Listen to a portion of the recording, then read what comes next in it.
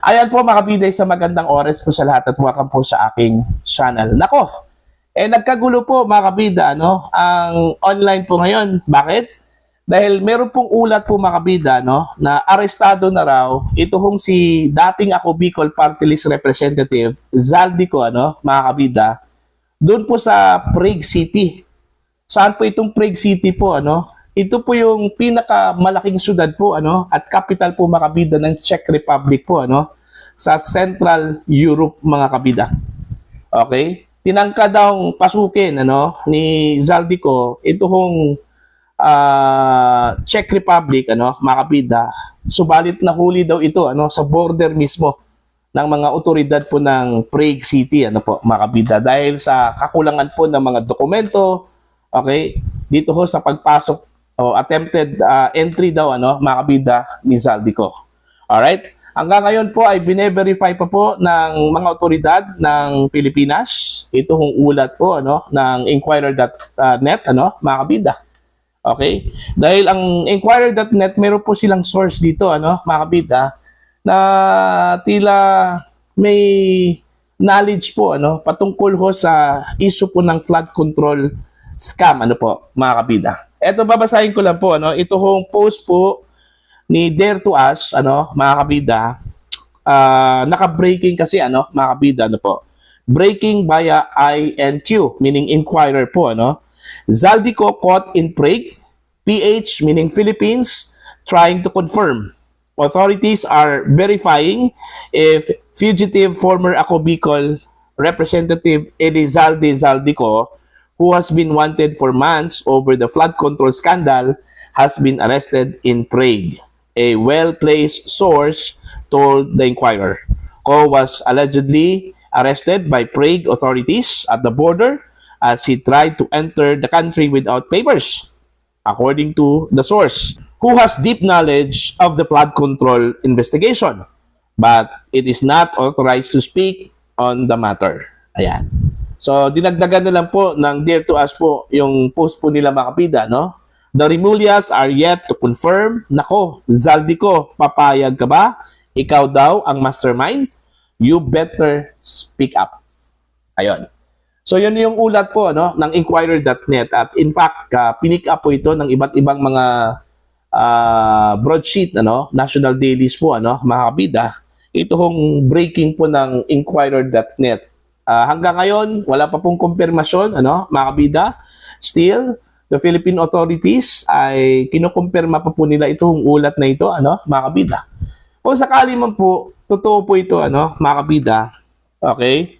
Ang posibilidad, na pwedeng mangyari ho kay Zaldico, unang-una po, possibly, i-deport po ito, mga kabida, sa kanyang place of origin, which is the Philippines, dahil nahuli po ito mga kabida, according to the reports, na nagtangkang pumasok po sa Czech Republic po mga kabida na walang kaukulang mga dokumento po mga kabida.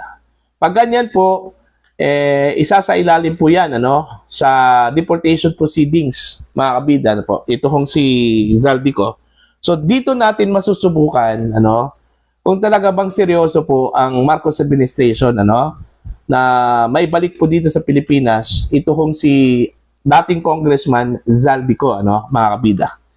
Para po harapin po niya ito hong mga tanong, okay, patungkol ho sa kanyang kinalaman po mga kabida. Unang-una po sa 2025 National Budget Controversy po, mga kabida.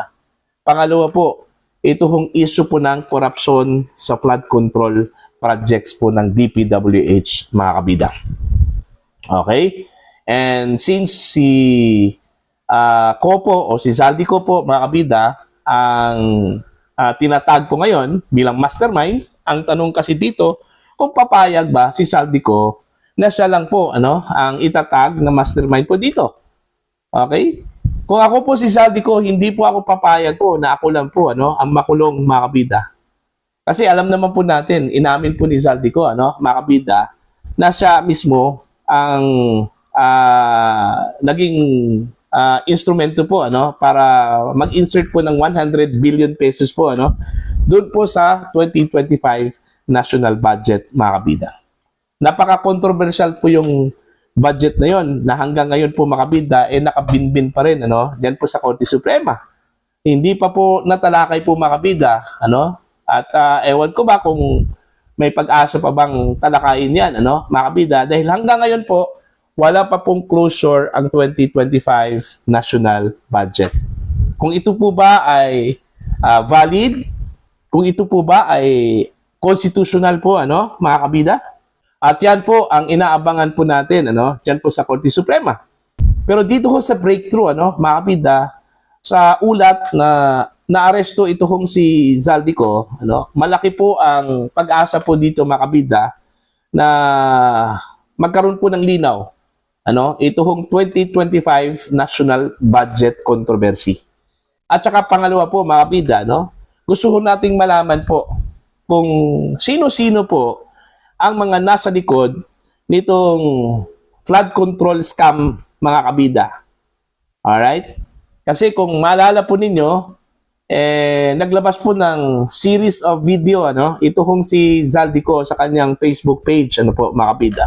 Ang dami ho siyang mga pinangalanan po doon ang dami ho siyang sinangkot po doon mga kabida sa issue po ng insertions at saka yung mga money delivery scheme. Okay, may mga politiko po na binigyan ng mali-malitang pera mga kabida. Alright? At saka yung nauna hong testimonya po ni dating Marine Officer Orly Gutesa na nag-deliver daw siya ng pera po mga kabida sa dalawa po sa pinakamataas na opisyal ng ating bansa, si Pangulong Ferdinand Bongbong Marcos at saka si dating House Speaker Martin Romualdez po mga kabida. Yan ang gusto ho nating kumpirmahin po mula sa kanya kung sakali man po makabalik po sa bansa mga kabida. Okay? Ang tanong kasi diyan, kung may kakayahan ba ang Marcos administration na may balik po dito sa Pilipinas despite na nasa kustodiya po ito ng Prague City diyan po sa Czech Republic mga kabida. Kasi marami hong nagsasabi na madami hong mga politiko na madadamay po dito ho sa pagbabalik po ni Zaldico mga kabida. Kasi unang-una po kung may balik man dito sa Pilipinas po mga kabida, at syempre patong-patong yung mga kasong kakaharapin po ni Zaldico, syempre naman since palagay po niya mga kabida na eto na, wala na po akong magagawa ho dito, magsasabi na lang po talaga ako ng totoo. Okay? At saka magdadawit na po ito ng mga pangalan po mga kabida ng mga politiko po at yun yung aabangan po natin. Alright? Kung may guts ba si Zaldico na pangalanan, idadawit yung mga sangkot unang-una sa issue po ng 2025 national budget mga kabida, at saka pangalawa yung issue po ng corruption sa flood control projects. Alalahanin po ninyo, may mga binanggit po ang mga contractors po mga kabida na mga pangalan po ng mga politiko particular na po ito hong mga nasa kongreso po mga kabida, meaning mga congressmen at saka mga senador. Alright?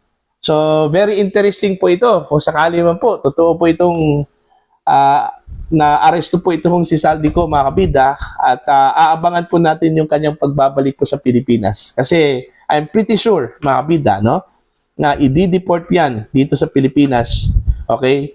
Kung verified man po mga kabida yung report ng Inquirer.net na inaresto itong si Zaldico mga kabida sa Czech Republic. Alright? Now, dito ho sa reported na pag-aresto po kay Zaldico, marami na pong kinakabahan po mga kabida. Ako sigurado po ako dyan. Marami na pong kinakabahan po. Bakit? Syempre naman po may posibilidad po nakakanta po ito kung si Zaldico mga kabida. Kasi imposible naman po na maging martir po ito kung si Zaldico mga kabida. Akuin po niya lahat. At hayaan na lang po niya mga kabida na mamuhay po ng tahimik at saka matiwasay po yung mga politiko na nakinabang po mga kabida dito sa ginawa po ni dating ako Bicol Party List Representative Zaldico. Alright?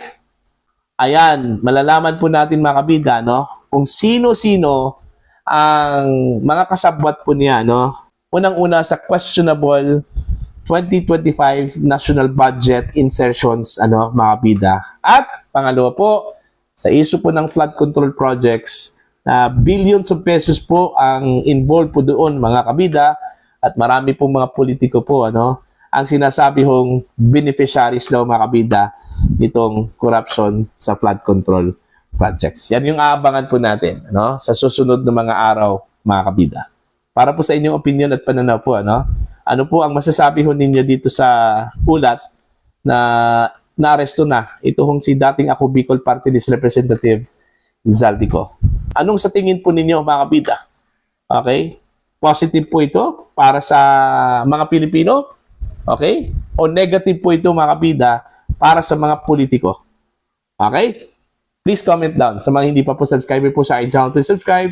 Just click the subscribe button, click the notification bell, click all para updated po kayo, mga kabida, sa aking mga uploads. Maraming salamat po sa inyo lahat.